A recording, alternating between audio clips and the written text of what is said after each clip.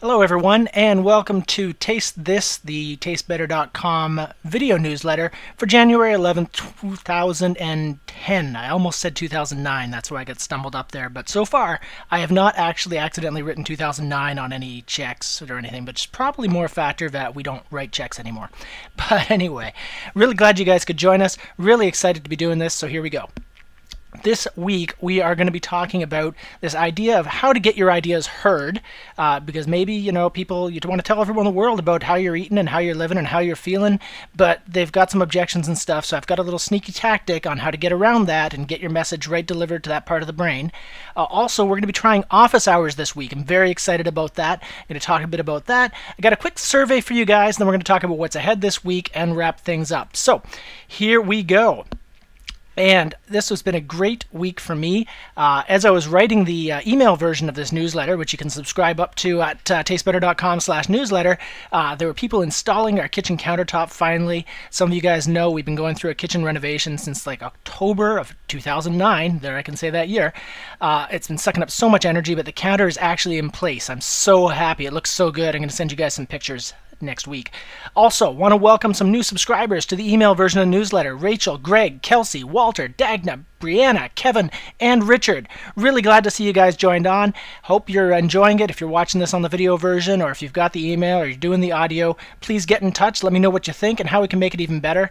Really looking forward to getting in touch and learning more about you, and I think that's a record for new subscribers in a week for the past while, so thanks so much, guys. This is a big thing for us. We really want to get more people in. So, how to get your ideas heard. I just finished a book, and I'm not going to tell you the name of the book yet because it's going to distract you. I'm going to talk about that next week, so you should tune in. But just read this thing, and I got this idea from it that I think is powerful. And I think, as vegans, we're kind of perceived as insane from time to time by the meat-eating public. What we do, it goes against like 100% of what most of the world was brought up to think. And, by acting against this, what most people think is conventional wisdom, we're drawing a line in the sand, and one of us has to be wrong. And of course, it's not us, but in people's mind, that's their first thought, is that, well, this is wrong, this goes against everything I've ever heard.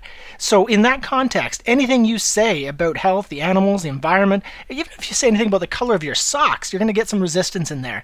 And we want to use every tool in our arsenal to get those points across, because you guys have got some powerful ideas that you need to bring out to the world. So there's a trick we're going to use here, and it's the third-party source. I'm going to read a quote directly from this book that I'm not going to tell you where it's from, and I apologize to the author for that, but it really is going to distract you from the lesson, I guarantee. You'll find out next week. Here we go. He was telling the students about the hypnotic technique of using quotes in a conversation. An idea is more palatable, he explained as he paced the room, if it comes from someone else. The unconscious thinks in terms of content and structure. If you introduce a pattern with the words, "my friend was telling me," the critical part of the mind shuts off. So again, apologies to the author. We'll give full credit next week, guaranteed. But see, this is a concept. It's a powerful concept, and it usually comes up in the other direction. You get meat eaters going, I had a friend who tried going vegan, and my buddy said you can't, whatever, get enough protein or whatever. And all you want to do is tell them their friend's an idiot, but this is a powerful thing in their brain already. They've got that. It's working. And in some cases, they might be winning you over a bit because they heard it from a friend.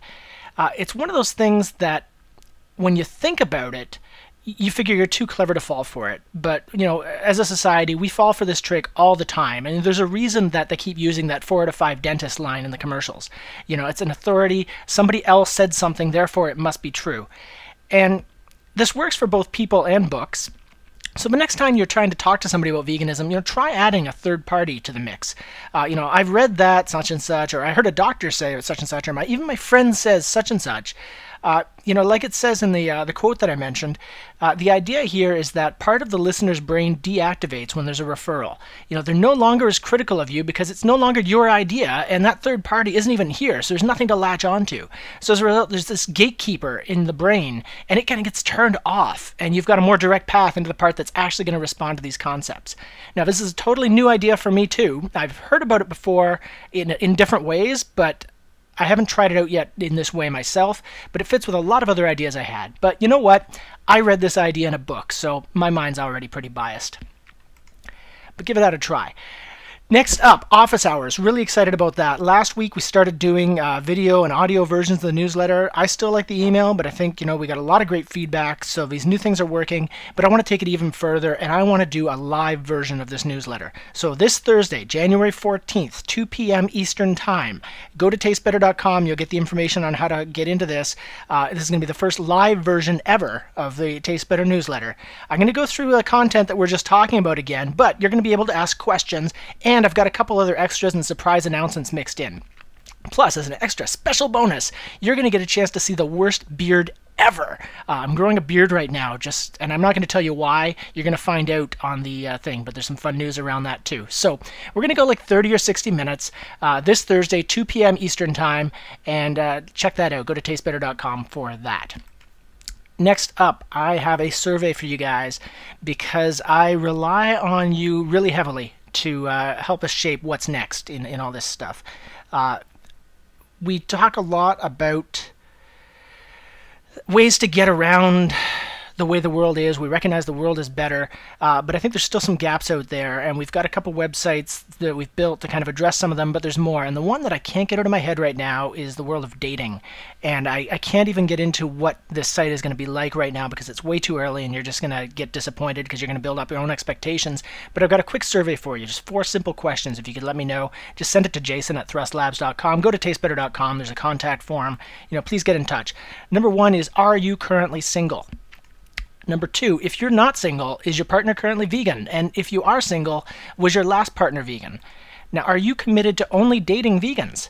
Because are you open to letting things happen as they happen, or are you looking specifically for another vegan and you won't even consider an omnivore partner? And last, in the area that you're in, what are the pickings like? Or is it one of those cases where the odds are good but the goods are odd? There's just nothing to choose from? What's your take on where you are? Because everybody's living in different parts of the world. Okay, so please let me know. Get to the tastebetter.com contact form and send that in. That's really going to help me shape some new projects down the way. So thanks again in advance. Next up, what's ahead this week? We've got a couple things going on. We're doing a schedule. That's the big thing this week. So TasteBetter is going to be updated Monday, Wednesday, and Saturday. Plus, we're going to have our office hours Thursday at 2. That's at tastebetter.com. Vegan porn is going to be getting updated on Tuesday, where we're going to do the porn cast that I talked about last week. It's going to be ready for then. And Thursday, we're also going to do that. And we're going to get the vegan porn newsletter going again on a bi-weekly basis, but I'm probably going to start that next week. Barnivore, Angela's doing an awesome job updating that regularly. But we're also going to be releasing this week a new version that works better on your mobile phones, so you're going to be able to use that better. That's barnivore.com, or vegan alcohol guide. And spawnbetter.com this Tuesday and Thursday. It's all about breastfeeding this week, including what to do when your child has a food sensitivity and a survey of how long people have been breastfeeding for. And that one really surprised me, so you might want to check that out. And I might have a few other things mixed in, and I'll talk about those at office hours Thursday at 2. So that's it for this week. I got to wrap this one up quick, but thank you so much for listening. Let me know what you think. Leave your comments on YouTube. Send me a mail. Share this with a friend, please. I really want to know how we can make this better. If you want to get in touch, you can join us on the Twitter.